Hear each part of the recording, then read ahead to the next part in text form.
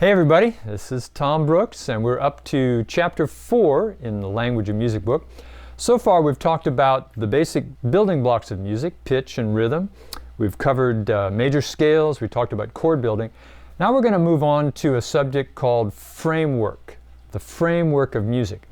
Now if this was a video about how to build a house, this is the place where we would get out the architectural plans and we'd talk about how you frame a wall.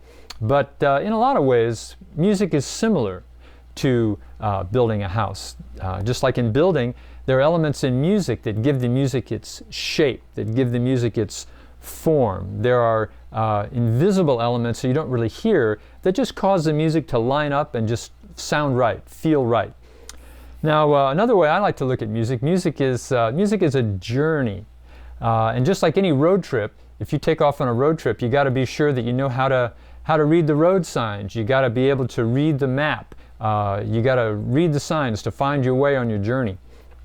So in this chapter, we're going to talk about things like measures and bar lines and repeat signs. And we're going to move on to things like dynamics and articulation and just talk about the general form of music. What's the form of a typical pop modern worship song?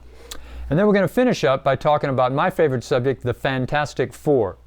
So if you're all set, grab your Language and Music workbook and let's go for it. So we're going to start by talking about measures and bar lines. Now, as we said earlier, measure and bar, basically two different terms for the same thing. It's the basic unit of music. When we talked about time signatures, we said in the 4/4 time signature, it's the most common one, there are 4 beats per bar, 4 beats per measure. So the measure is the basic unit, and a song is just made up of a long string of measures, a long string of bars. Now, the normal bar line, you can see in the graphic, is just a single line. But there are special bar lines that tell you when you're at, just kind of like road signs on your road trip, right? When you get to certain important intersections, there's a special sign. Well, that's what these bar lines are. For instance, if you look in your workbook, you see what the double bar line looks like. That's a sign that a new section is coming. So you might see a double bar line at the end of the verse, at the beginning of the chorus. So whenever you see the double bar line, it just tells you that you're at an important intersection in the music. Another bar line you can see in your book is the solid bar line. And that tells you that something even more significant is happening. You might see a solid bar line at a key change in the music, for instance, or if there's going to be a significant time signature change in the music, you might see a solid bar line. And of course the final bar line, when you see that one, you know you're at the end of the piece.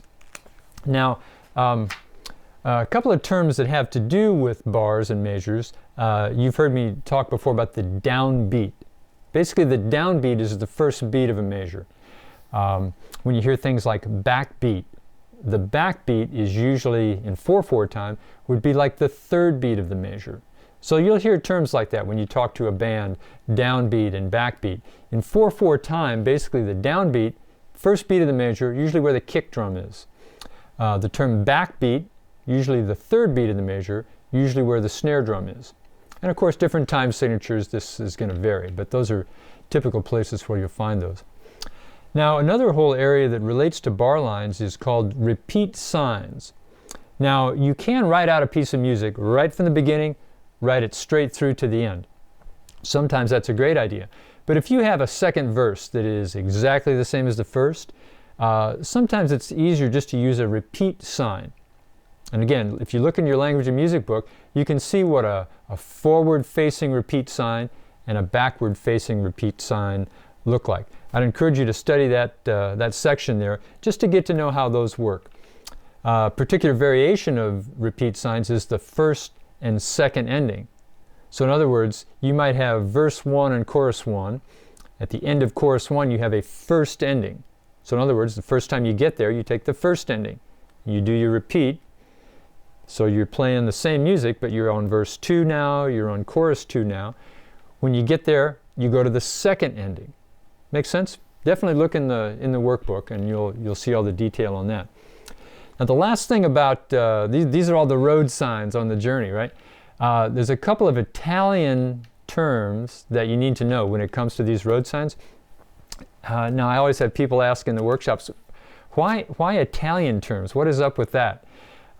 Basically, a lot of the system of music that we use really kind of became rock solid back in a period, back in the 1600s, 1700s, even into the 1800s, when music in Europe, and particularly in Italy, was really flourishing. So a lot of these terms that are used in countries around the world are actually Italian terms. For instance, you see the sign DC.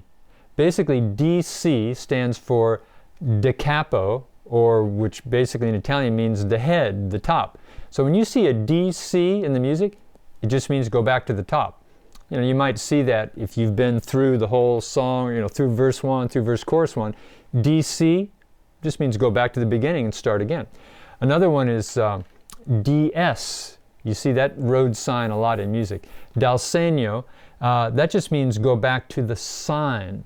So for instance, maybe at the beginning of the chorus, you're reading through the first time and you see a sign. Look in your workbook, look at the graphic, you'll see what that particular sign looks like. So if you see DS, that means repeat back to the sign. Another Italian term, coda. Sometimes you'll see a marking in the music that says jump to the coda.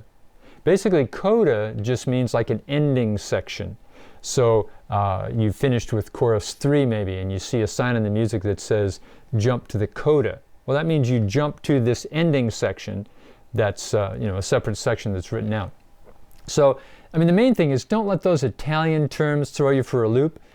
Just like everything else we've been talking about, all of the terms in music that might seem scary at first, there's a simple English word that explains what that is. So definitely don't let those throw you. Look through the book and you'll see the English term that goes with every single one of those Italian terms. So there's a few more signposts that we need to talk about, and these are the obvious ones. So for instance, the beginning of the verse is a signpost, the beginning of the chorus, the beginning of the bridge, all that sort of thing. We're going to dive later into more detail about form, but just going back to what we were talking about, building a house.